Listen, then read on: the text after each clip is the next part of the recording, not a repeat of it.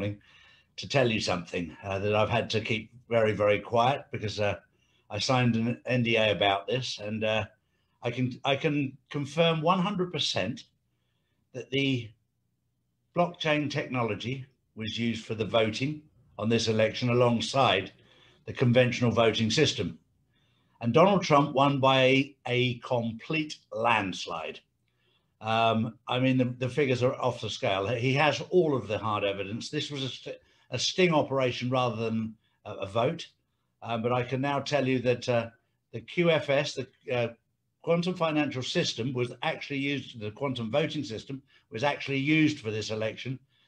So we actually know the true result, and we know the ones that the Democrats tried to twist. So for those people that doubted it, we now have hard evidence. And over the next few days, there will be a number of arrests and a number of indictments and a lot of things that are happening. But I can tell you 100% that the QFS, quantum financial system, was actually used for this election alongside the old system. So brilliant news, and Donald Trump won by a landslide. Well, hi, friends. Happy Saturday. Father Frank Pavone here, National Director of Priests for Life. Wanted to come to you here for just a few minutes to let you know that contrary to media manipulation, Joe Biden has not won the election for President of the United States. Right now, nobody has won that election. You know, the ignorance of the Democrats, the crass ignorance of the media who support them, the ignorance and malice of the Biden supporters is once again on full display as they try to fool the American public by making them think that the election has been decided. You know, we actually, and this is not a matter of opinion, we actually have a process in the United States of America defined by the Constitution and by state law as to how a president gets elected. If you're hearing media reports that Biden has won the election, you'll hear the word projected and projected to win. You know what that is? It's an opinion. It's not the winning of the election. Let's explain how this works.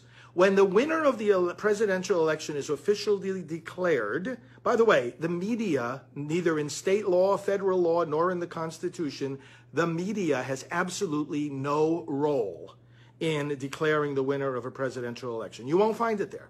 You won't find it in the state news, in the state laws. You won't find it in the federal laws. You won't find it in the Constitution. The media has zero role in declaring the winner of a presidential election. You know when the winner is officially declared? At 1 p.m. in a joint session of the United States Congress, the House and the Senate, on Wednesday, January 6th, 2021. That is when the joint session of Congress receives the certificates of vote, which are the certificates from each state, where on December the 14th, the electors of the Electoral College each meet in separate sessions to cast their votes for president. Again, a simple knowledge of the Constitution tells you how this works. So it's only when the electors vote on December 14th, send in the certificates of vote, and then a joint session of Congress is held on January 6th, the votes are read, and a winner is declared. There is a lot to happen between now and then. The electors haven't even voted yet. It's not the people that vote for president. It's the electors. When you go to the voting booth to elect your choice for president, you're choosing your electors from your state. Now, let's back it up even more.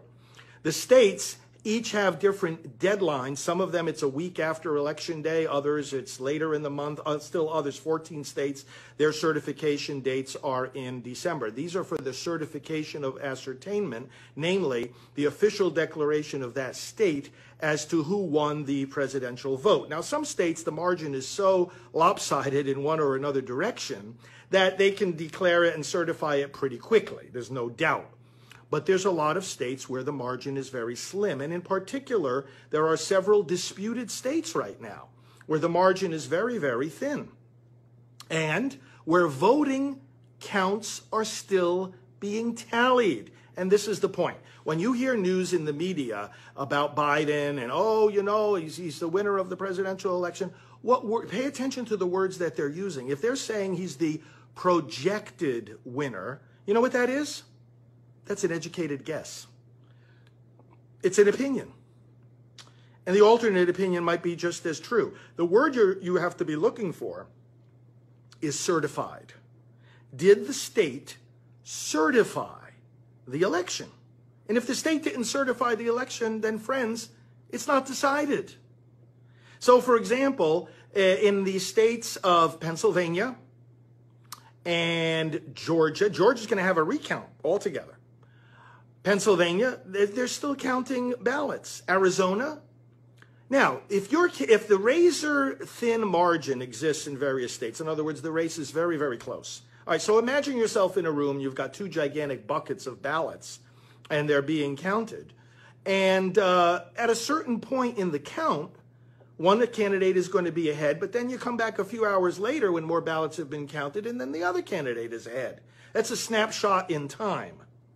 And so what you have to do is you have to look at the rest of the ballots that remain to be counted. And again, there are hundreds of thousands of ballots that